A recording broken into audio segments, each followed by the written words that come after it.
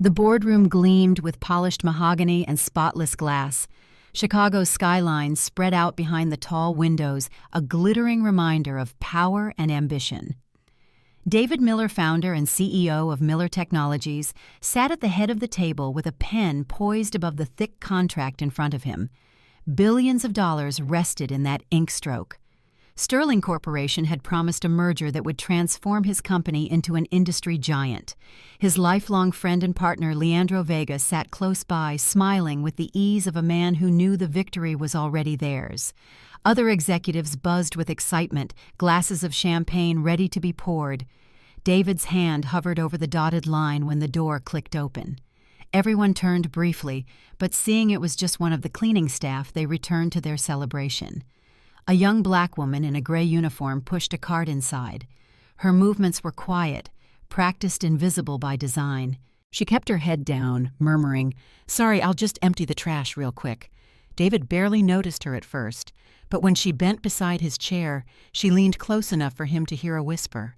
Her voice was steady, but almost inaudible. "Don't sign. It's a trap." The pen slipped from David's fingers, clattering softly against the table. The executives kept talking, oblivious, but his heart lurched in his chest. He turned sharply, catching a glimpse of her face, serious, unwavering, then quickly neutral as she lifted the trash can and pushed the cart toward the door. David Leandro leaned in, voice smooth, but edged with curiosity. "Everything all right?" David's throat felt dry. He looked at the contract, then at his partner's expectant expression. The room seemed too small, too suffocating. Something about the whisper, her tone, her certainty, gnawed at him. "I need 5 minutes," he said abruptly, standing up. Leandro's smile faltered. 5 minutes. Now everything is ready." But David was already moving toward the door. His footsteps echoed as he followed the cleaning woman into the hallway. She was halfway down the corridor when he called out, "You, stop." She froze, startled, then turned to face him. The fluorescent light flickered overhead, throwing her determined eyes into sharp relief. "With me, now." His voice was low but firm. She hesitated only a moment before nodding.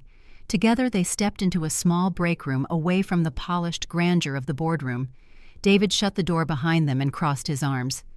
"Explain yourself," he demanded. "Convince me you're not insane for interrupting the most important moment of my career." She still held the trash bag in one hand, her uniform plain, her hands marked with the wear of labor. Yet her voice carried a weight that cut through the room. "My name is Anna Johnson. I know how this sounds, but if you sign that contract, you'll lose everything. They're setting you up." Who David's tone was skeptical, but a cold shiver crawled up his spine. "Sterling. And your partner, Mr. Vega." David stared at her, struggling to reconcile the picture. A millionaire CEO facing a warning from a janitor, a black woman no one else even noticed in the building. Part of him wanted to laugh it off, to dismiss her as delusional. But there was something in her eyes. Not fear, not hysteria, just conviction. And that conviction unsettled him more than any business deal ever had. The break room's hum of the refrigerator was the only sound between them. David's jaw tightened as he studied the woman standing across from him, her uniform plain, her shoes scuffed, but her stance unshaken. "You have 30 seconds, he said, voice clipped. "Start talking." Anna Johnson took a breath, clutching the trash bag like it was armor. "I work the night shift. I hear things no one else notices because nobody pays attention to the cleaning crew. 2 weeks ago, I overheard Mr. Vega in his office. He wasn't alone. There was a woman with him, Sofia Delgado." David's chest tightened at the name. Sofia, his ex-girlfriend, now whispered in the same sentences as his business partner.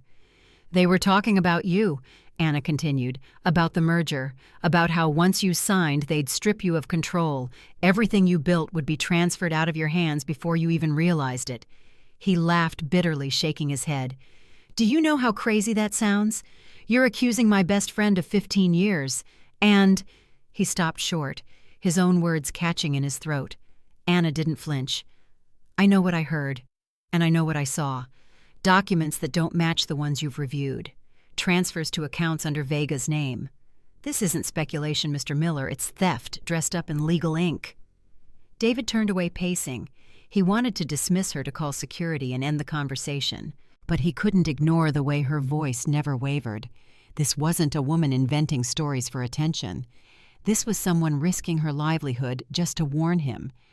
Why tell me, he demanded, suddenly spinning back to face her. Why risk your job? No one would believe you over them. Especially not like this. His words stumbled, the unspoken truth hanging heavy between them, especially not a black cleaning woman against powerful white executives. Her eyes narrowed. Exactly. No one believes us. That's the point. People like me see the cracks in the walls because we're the ones scrubbing them clean. We hear what's whispered after the lights go out. We know where the dirt is buried, but nobody listens. Until it's too late. The silence after her words was deafening. David felt something shift inside him, a splinter of doubt that widened into a fissure. He rubbed his temples. If this is true, I need proof. Hard proof. Anna nodded. I can show you tonight. 7 o'clock. Right here. But if you sign that paper before then, you won't have a company left to save. Her tone was sharp, uncompromising, as though she was issuing a command rather than a request. David studied her one last time. A stranger invisible until this very moment was telling him his entire empire hung on her word. 7 o'clock, he repeated quietly. She opened the door and stepped back into the hallway, her cart squeaking softly against the tiles. David lingered in the break room, staring at the reflection of his own uncertain face in the glass.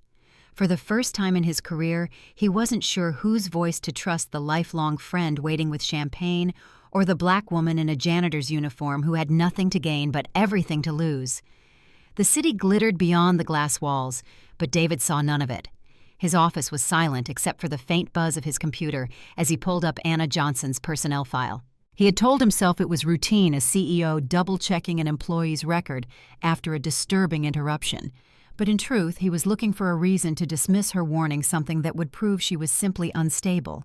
The file opened with a thin click. What he saw stole his breath. Northwestern University Business Administration, Specialization Corporate Finance. 2 years at McKinsey Consulting. Fluent in 3 languages.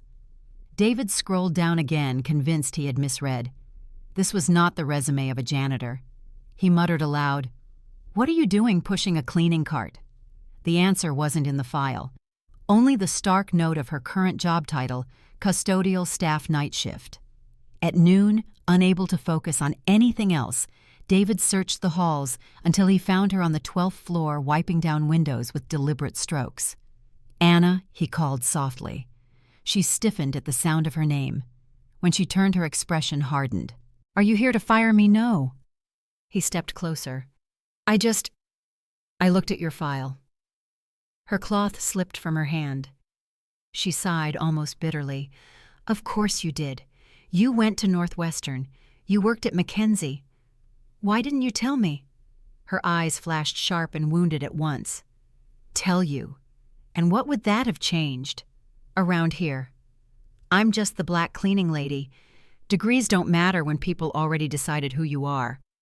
David was struck silent. The words carried the weight of battles fought in boardrooms where she was never meant to belong.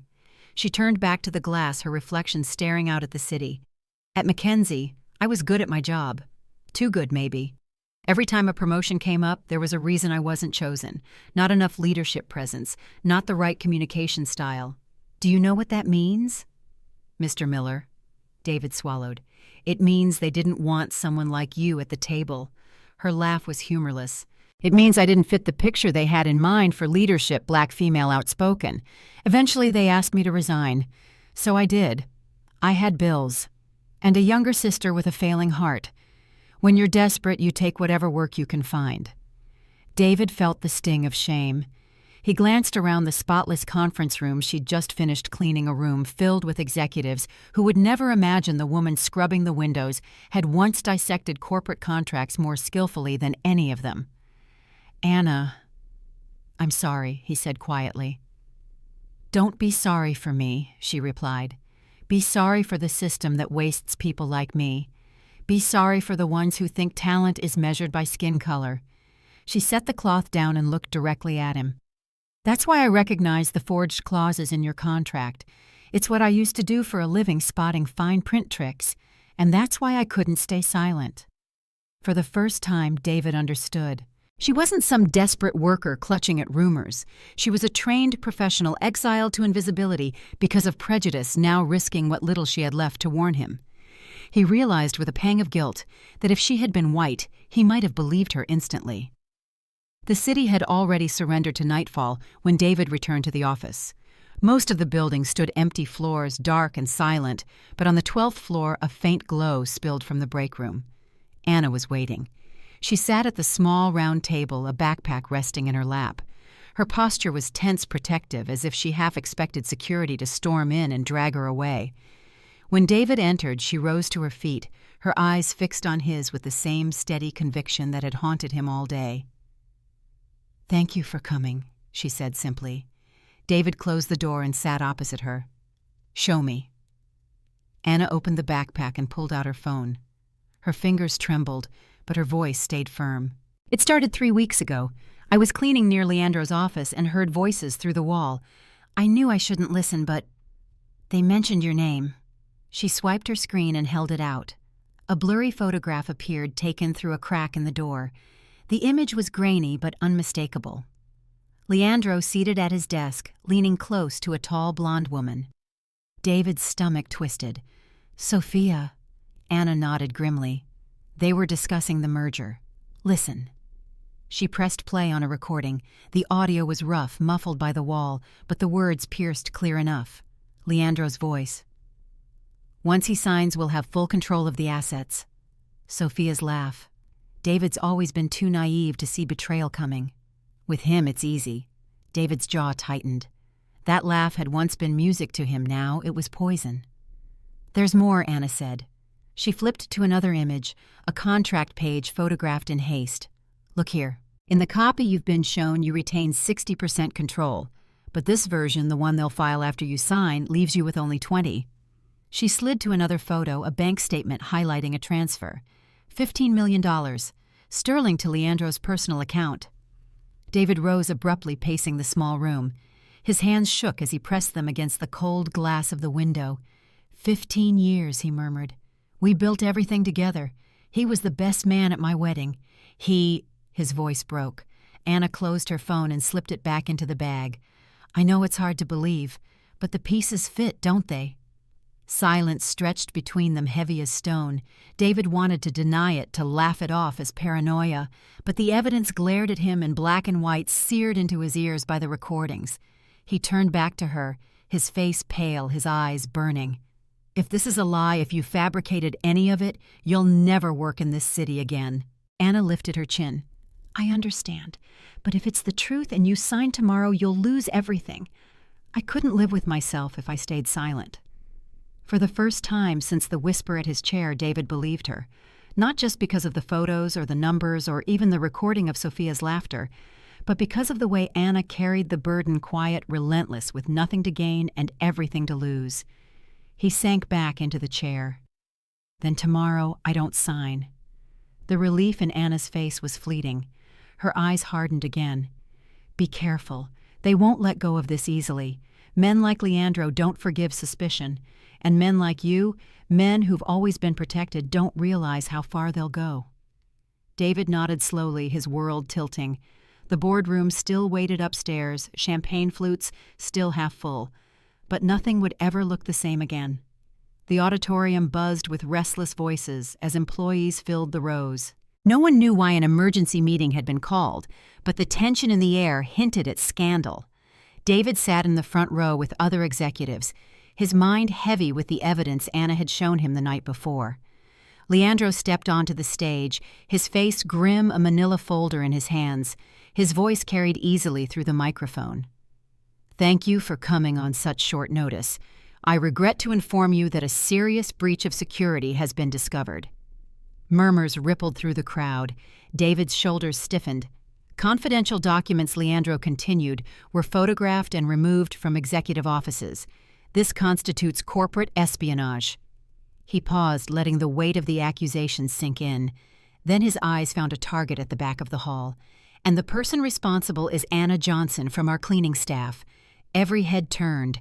Anna stood frozen near the exit, her face pale but proud. She walked down the aisle with measured steps, ignoring the hundreds of stares that followed her. She reached the stage, her hands clenched at her sides. Leandro pulled out several printed photos and held them high. These images were found on her phone, pages from contracts' private financial documents. In addition, security footage shows her entering restricted offices outside of cleaning hours. Gasps filled the room. David's pulse thundered in his ears. Anna faced the audience, her voice steady though her eyes glistened.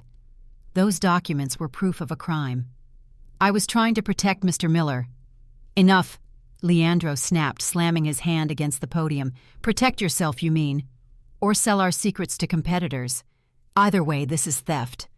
Anna turned her gaze searching desperately for David. Their eyes met. Her voice broke with urgency. "You know the truth. You saw the evidence. Please say something."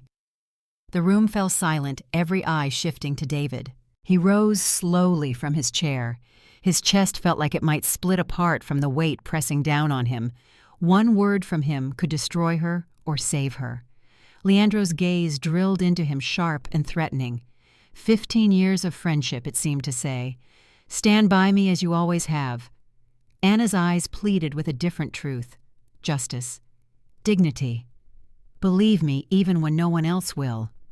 David's throat tightened. Fear warred with loyalty, loyalty with conscience. The silence dragged on until it became unbearable. Finally, he lowered his eyes. "I'm sorry, but the evidence is clear." A murmur of satisfaction swept through the executives. Anna's face crumpled, the betrayal cutting deeper than any words. She straightened her shoulders again, refusing to let them see her break. "When you discover the truth," she said loudly, her voice echoing off the walls, "remember that you had a chance to do the right thing today, and you chose silence." 2 guards appeared at Leandro's signal. Anna allowed them to escort her out, her dignity intact, even as tears streaked down her cheeks. David sank back into his chair, consumed by shame. The room applauded Leandro's swift leadership, but David heard only the echo of Anna's words, a wound that would not close. The cold wind whipped through the streets of Chicago's South Side as Anna stepped off the subway. A cardboard box of her belongings weighed down her arms, though not nearly as heavy as the humiliation still burning in her chest. Every step away from the gleaming skyscrapers of downtown was a step back into the neighborhood she had fought so hard to rise above. Her building loomed ahead, 3 stories of weathered brick fire escapes rusted with age windows patched with tape. Inside, the hallways smelled faintly of dust and fried food. Children's laughter echoed from somewhere down the corridor, but to Anna it sounded distant, unreachable. She climbed the creaking stairs to apartment 2B and balanced the box against her hip as she unlocked the door. "Anna." A weak voice floated from the back room. Her sister Maria emerged slowly, wrapped in a worn blanket. She was only 22, but illness had carved shadows beneath her eyes. "You're home early," Maria said, frowning at the box. "What happened?" Anna forced a smile that never reached her eyes. "Just some problems at work. Nothing for you to worry about." She set the box on the counter and busied herself with unpacking, hiding the tremor in her hands. Maria sat on the couch, watching quietly. "They fired you." Anna froze. The truth clung to the silence between them. Finally, she nodded. "Yes. But why?" "You were always so careful." "Because people like me are never careful enough," Anna whispered. "One mistake, one accusation, and everything crumbles. They didn't see my degree, my experience, my years of sacrifice. All they saw was the color of my skin and the uniform I wore." Maria's eyes glistened. "What about my insurance?" The words hit Anna like a blade. The company plan was the only thing keeping Maria's heart condition under partial coverage. Without it, the cost of surgery, $200,000, was impossible. "We'll figure it out," Anna said quickly, kneeling beside her. "I'll take another job. 2-3 if I have to. I won't let them take your future away." Maria touched her hand weakly. "You always carry too much, Anna." Anna shook her head, her own tears finally breaking free. "I warned him, Maria. I risked everything to save him from betrayal. And when it was my turn, he said nothing. Nothing." She remembered David's eyes in that moment, haunted, conflicted, but silent. Silence had condemned her as surely as Leandro's lies. Maria pulled her into a fragile embrace. "Then forget him. Forget all of them. You don't need their world to define who you are." Anna held her sister tightly, but inside her chest, the wound deepened. She hadn't just lost her job, she had lost her faith that truth could triumph in a room where power decided what was real. Outside, sirens wailed in the distance, swallowed by the city's endless noise. Anna sat with Maria until her sister drifted back to sleep, then returned to the box on the counter.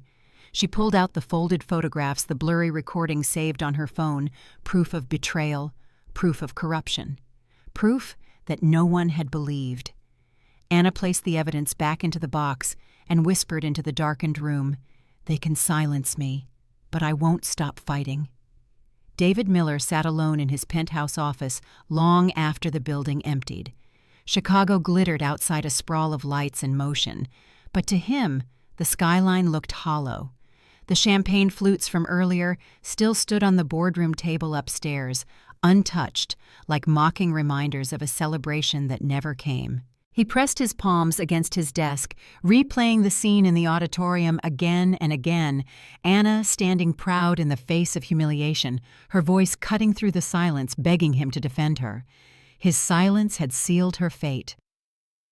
"I'm sorry, but the evidence is clear."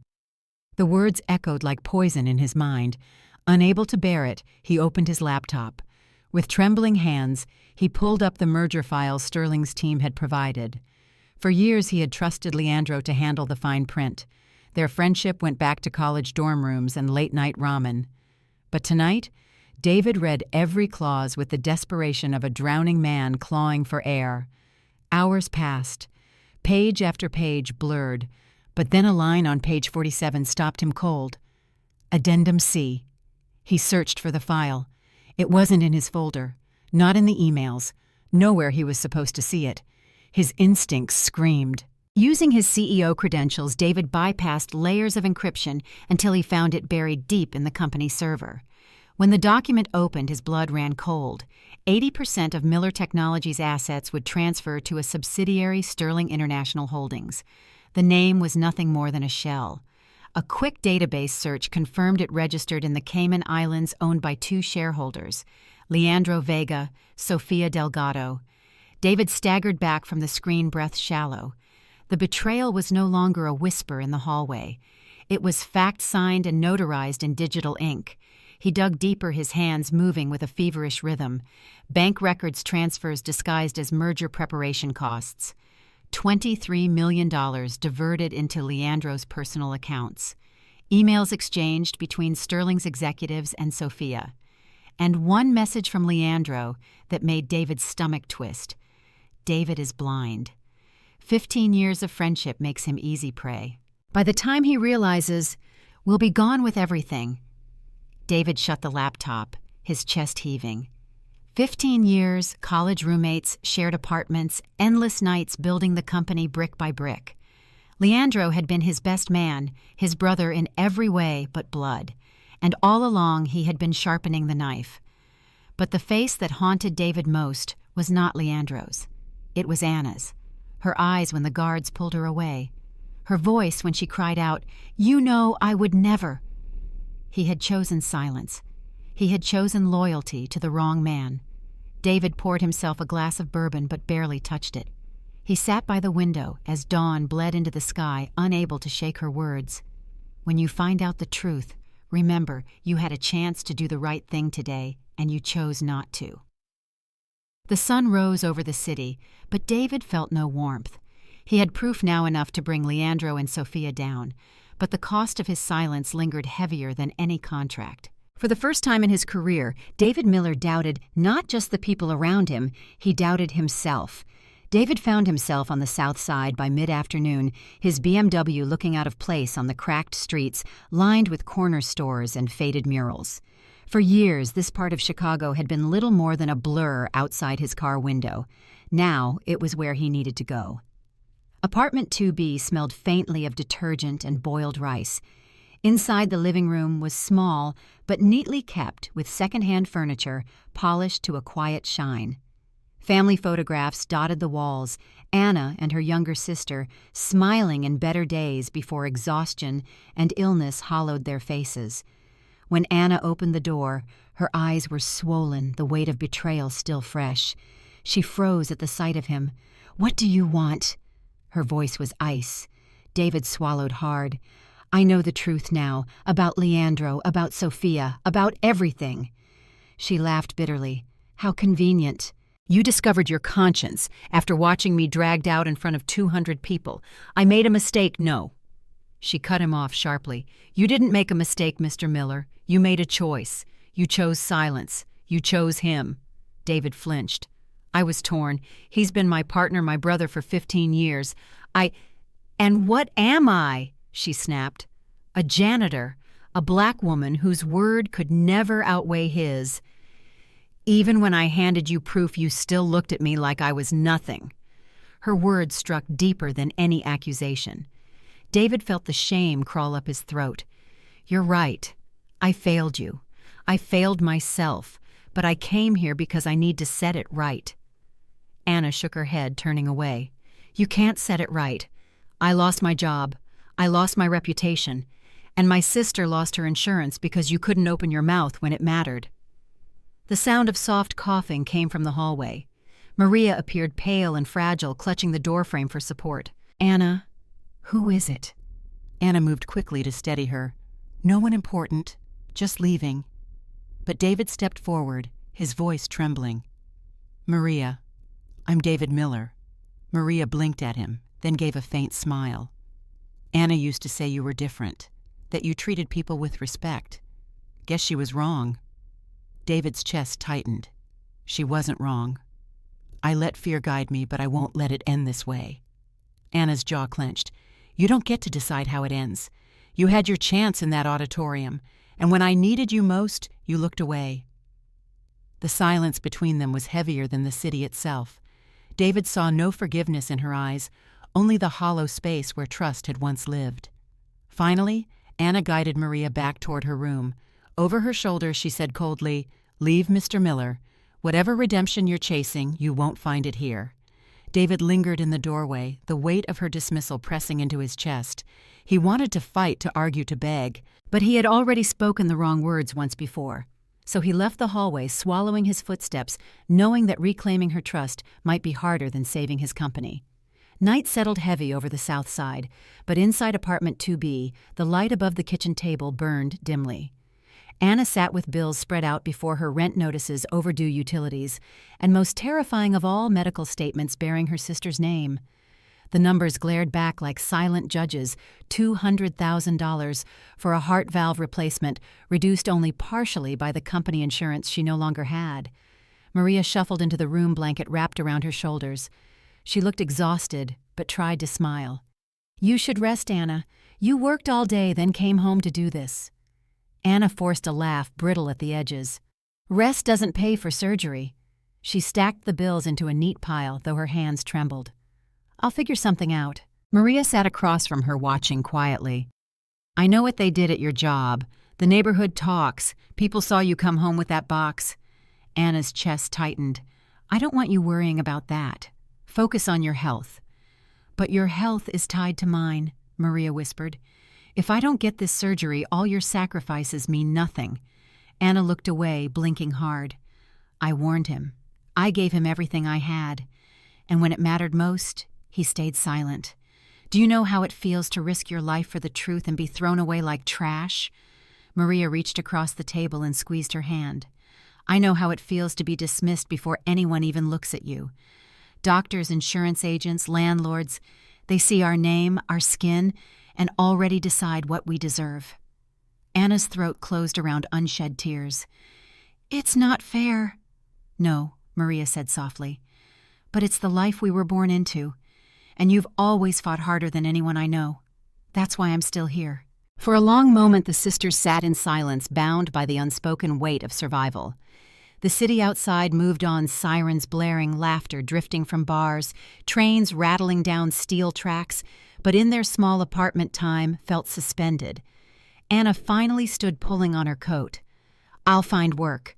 Restaurants, offices, anywhere that pays cash, even if it means scrubbing floors twice as long. I won't let them take you from me." Maria looked up, her eyes filled with both pride and sorrow. "You can fight for me, but who fights for you?" Anna froze at the door. She thought of David, his silence, his guilt written across his face as she was escorted out. She thought of Leandro smirking as if he had already won, and she thought of herself a black woman with a resume that once opened doors, now invisible in a city that pretended not to see her. "I fight for me," she said finally. Though her voice cracked on the words, Maria whispered, "Then don't give up." Anna stepped into the hallway, pulling the door shut behind her. The air was cold, the stairwell echoing with the weight of her footsteps.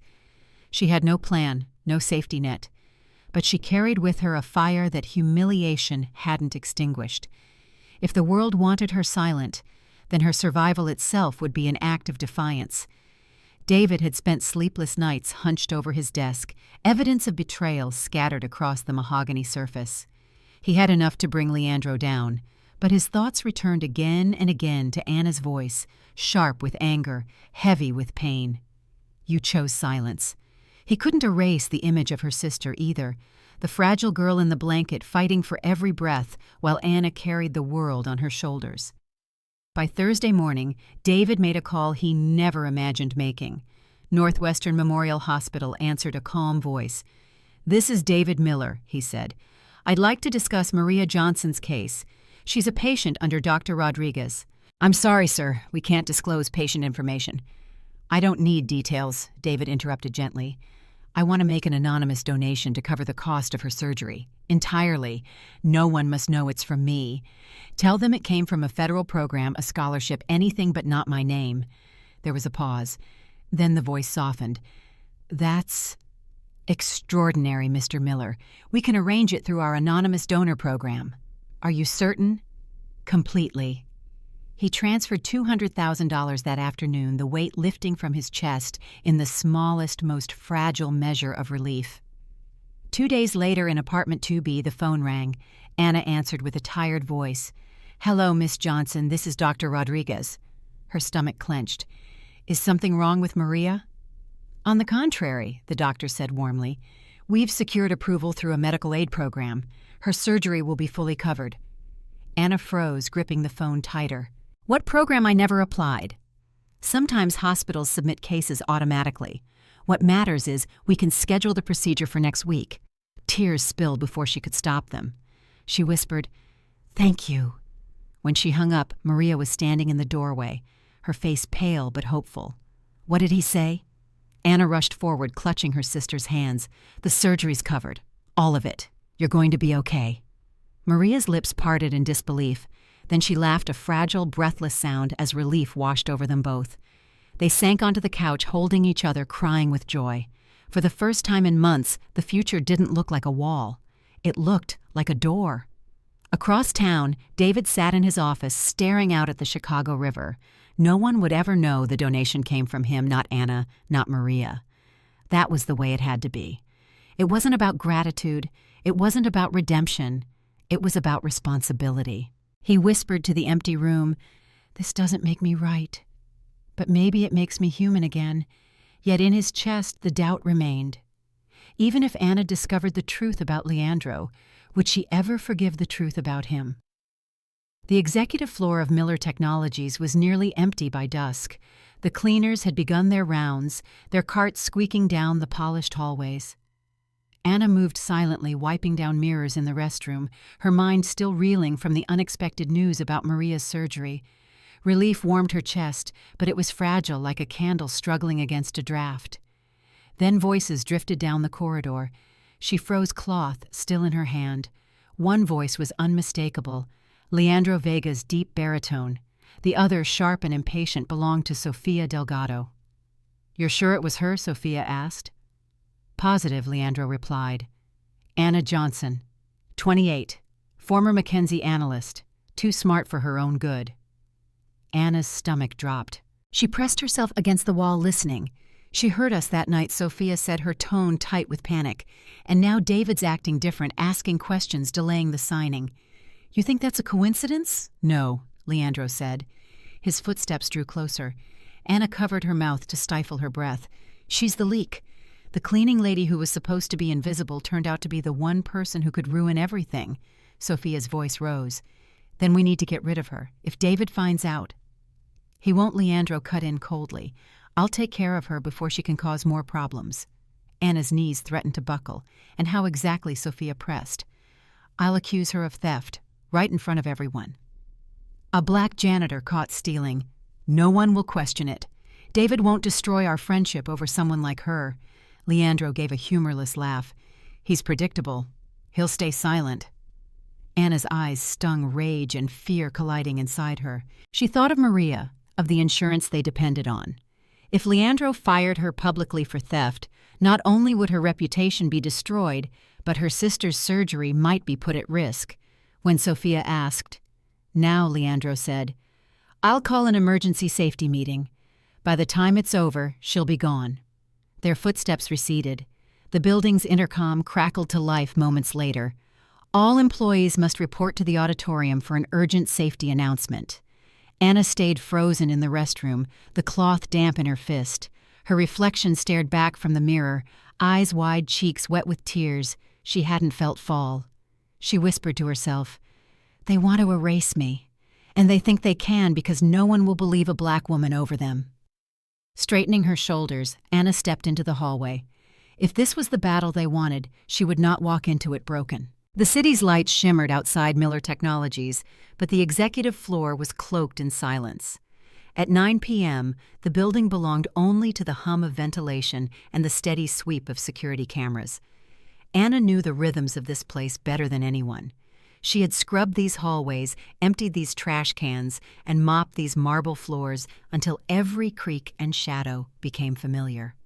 Tonight, that knowledge was her only weapon. She slipped through the basement entrance, the key code unchanged for months. The air smelled of detergent and cold concrete. Her sneakers made no sound as she climbed the service stairs 2 flights at a time, heart pounding with each step. On the executive floor, the corridors gleamed under low fluorescent lights. Anna moved quickly, hugging the walls, her phone clutched like a lifeline. She bypassed 2 cameras by ducking through a side office, then emerged at Leandro's door. It was unlocked. Too careless for a man with so much to hide, or perhaps too arrogant. Inside the office was in disarray. Papers littered the desk drawers half open, as though he had been in a rush. Anna's eyes scanned the chaos her instincts honed from years in finance. She began snapping photos, contracts altered with clauses that stripped David of ownership, emails printed with timestamps proving collusion, and most chilling photographs of herself and Maria leaving the hospital. In the margins scrawled notes in Leandro's handwriting. Secondary target. Pressure point. Her hands shook. They had been watching her, watching Maria. Anna opened a drawer and found a sleek pen-shaped device tucked in a holder. She clicked it once, and a tiny red light blinked. A digital recorder. With shaking fingers, she scrolled through the stored files until one stopped her cold. Leandro's voice crackled through the tiny speaker. If David resists, we'll use Anna Johnson and her sister as leverage. One phone call and she loses everything. People like her don't get second chances.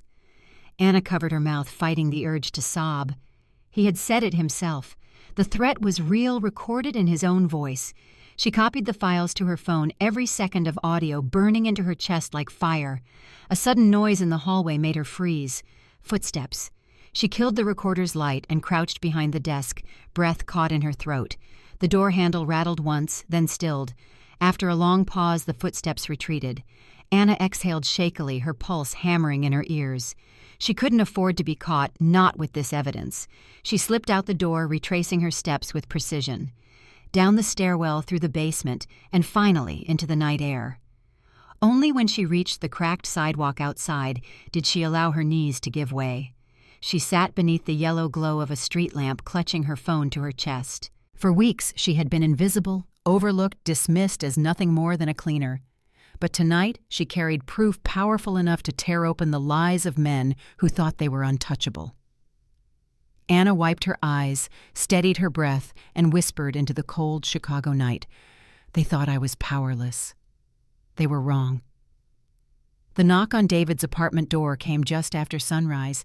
He opened it wearing the same suit from the day before, tie loosened, eyes bloodshot from a night without rest. Anna stood there, a hood pulled over her head, clutching her phone like a weapon. Her face was pale, but her gaze burned with defiance. "Anna," he whispered, stunned, "what are you doing here?" She pushed past him into the living room. "We don't have time for pleasantries. You need to hear this." Before David could speak, she pressed play. Leandro's voice filled the apartment, chilling in its certainty. "If David resists, we'll use Anna Johnson and her sister as leverage. One phone call and she loses everything. People like her don't get second chances." When the recording ended, the silence was deafening. David sat heavily on the couch, his face drained of color. "He threatened you," David said hoarsely. "And Maria," Anna nodded. "He recorded himself saying it. And I have documents, photos, contracts, enough to destroy him and Sophia for good." David buried his face in his hands. "All this time I thought I was protecting you by staying quiet. But I see now my silence is what gave him power." Anna's voice softened, though her eyes stayed wary. Silence always protects the oppressor, never the victim. David looked up at her, shame etched deep into his features. "Then help me make it right. Not just for me, for you, for your sister, for everyone he thinks is disposable."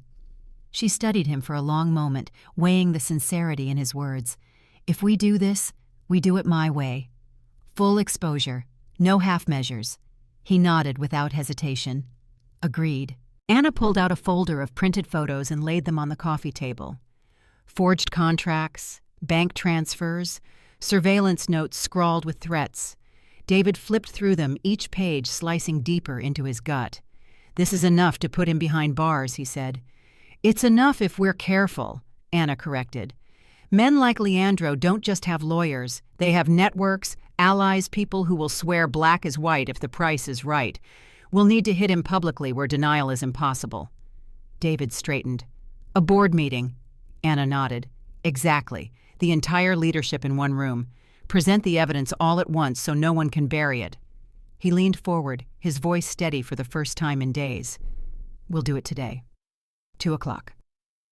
Anna exhaled a mix of fear and resolve. She had walked into this apartment ready to fight alone. Now, for the first time, she wasn't. David extended his hand across the table. "You saved me once already. Let me stand with you this time." She hesitated, the memory of the auditorium still raw, his silence still echoing. But then she placed her hand in his. "Then we fight together," she said. Their alliance was forged not in trust alone, but in necessity, in the shared knowledge that survival demanded courage neither could summon alone.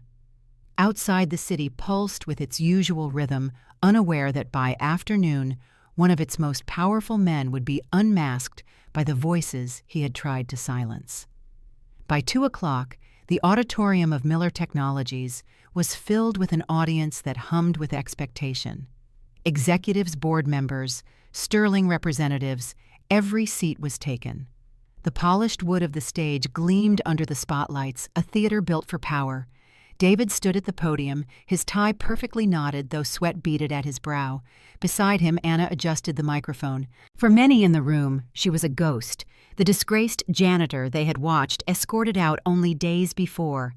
Murmurs rippled as she stepped forward, but her gaze stayed steady. "Ladies and gentlemen," David began, voice firm, "we are here to discuss the merger, but before we can, there are truths that must be revealed." From the front row, Leandro leaned back in his chair, his expression a mask of polite curiosity. Sophia, draped in a designer coat, crossed her legs and smirked. David gestured toward Anna. "I'd like to reintroduce Anna Johnson, who will present critical evidence regarding the integrity of this deal." Gasps traveled across the room. Some whispered in disbelief. Others leaned forward, hungry for scandal. Anna's voice carried through the hall, calm and measured. "Many of you remember the accusations made against me last week. You were told I stole company documents. Today I am here to show you the truth." She clicked the projector. On the massive screen behind her appeared the first slide, a clean, official-looking contract with David's name. This, Anna said, is the version Mr. Miller was shown. It promises him 65% control after the merger. She clicked again. The next slide revealed another version nearly identical, except the fine print stripped David's control down to 15%. This, she continued, is the real contract Sterling and Mr. Vega intended to file. A wave of shocked whispers filled the auditorium. Board members leaned closer to their packets, eyes darting between numbers. Leandro shot to his feet. "This is nonsense." "Fabricated." Anna didn't flinch. "Then perhaps you'd prefer we listen instead." She pressed play. Leandro's voice boomed through the speakers.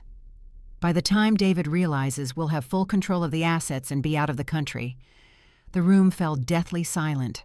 Faces turned one by one toward Leandro. His complexion drained. "That was taken out of context," he stammered. Another recording played Sophia's laugh, dripping with disdain. "David was always too small for my dreams. With you I can have everything." Sophia bolted upright. "This is illegal. Recordings without consent. They were taken from a device hidden in Mr. Vega's own office." Anna cut in smoothly. He recorded himself. Gasps turned to outright uproar. David stepped forward, voice sharp. "There's more. $23 million transferred from company accounts to Mr. Vega's personal account. Documentation here for every member of the board to examine." Papers circulated. The sound of rustling filled the room like a storm. Leandro's mask cracked. "David, don't do this." "We've been brothers." "No," David said coldly. "Brothers don't betray each other. She warned me and I failed to listen. But I won't stay silent anymore." At the back of the hall, two uniformed officers entered, flanked by Detective Johnson of the Chicago Police. His voice rang out clear. "Leandro Vega and Sofia Delgado, you are under arrest for corporate fraud, document forgery, and extortion." The crowd erupted in gasps and flashes of cell phones. Leandro tried to push past shouting curses while Sophia's heels clicked furiously against the floor as she was handcuffed. Anna stood still, her chest rising and falling with quiet relief.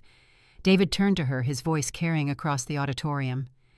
"This woman risked everything to bring us the truth. Today we stand because of her courage." For the first time, Anna let herself meet his eyes fully. The silence that had once condemned her had finally been broken this time in her favor. The auditorium emptied slowly, conversations buzzing like electricity. Some employees hurried out whispering about betrayal and greed. Others lingered in clusters staring at Anna as if seeing her for the first time. David remained on stage, the weight of the last hour still pressing on his shoulders. The police led Leandro and Sophia away in handcuffs, their voices fading down the hallway, Leandro shouting promises of lawyers, Sophia cursing in venomous whispers. But their power was gone, stripped away in the glare of undeniable proof. When the crowd thinned, David turned to Anna. For a moment, words failed him. Then quietly but firmly, he spoke into the microphone still hot with static.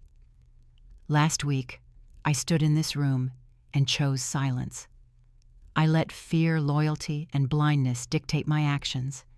And in doing so, I betrayed the one person who had the courage to protect us all. Anna Johnson was not just right, she was braver than any of us, and I owe her not only my company, but my conscience." The remaining employees fell silent. Some nodded, others looked ashamed. For once, Anna did not lower her eyes. She stood tall, the uniform on her back transformed into something more powerful than any tailored suit. Later, in the quiet of the executive wing, David found her gathering the last of her belongings from a closet that had doubled as her supply room. "You don't have to pack that," he said softly. Anna glanced up. "Why not? I was never meant to stay." "Yes, you were," David replied. He stepped closer. "You saw what no one else dared to see. You stood when I fell silent. This company needs people like you at the table, not in the shadows." Anna shook her head, bitterness flickering in her eyes. "You really think a black woman who was dragged out in front of the entire staff can walk back in like nothing happened? Respect doesn't come that easily." "No," David admitted. "It doesn't.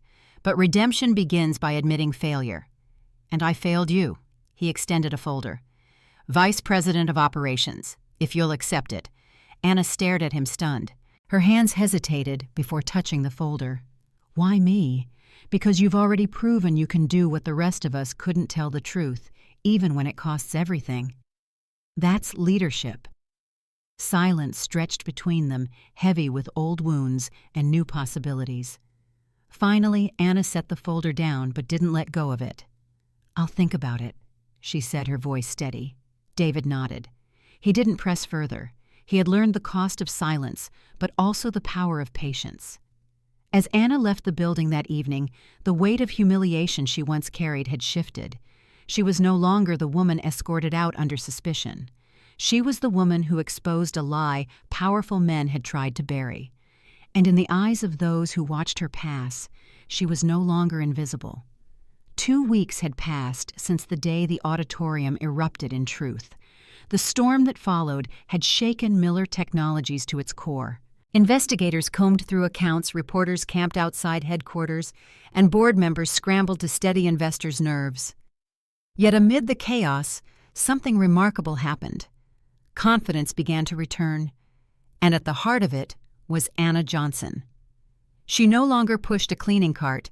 Instead, she walked the executive floor with a stack of reports in her arms, her nameplate freshly fixed to a spacious office windowed against the Chicago skyline, Vice President of Operations. It was surreal, almost unreal.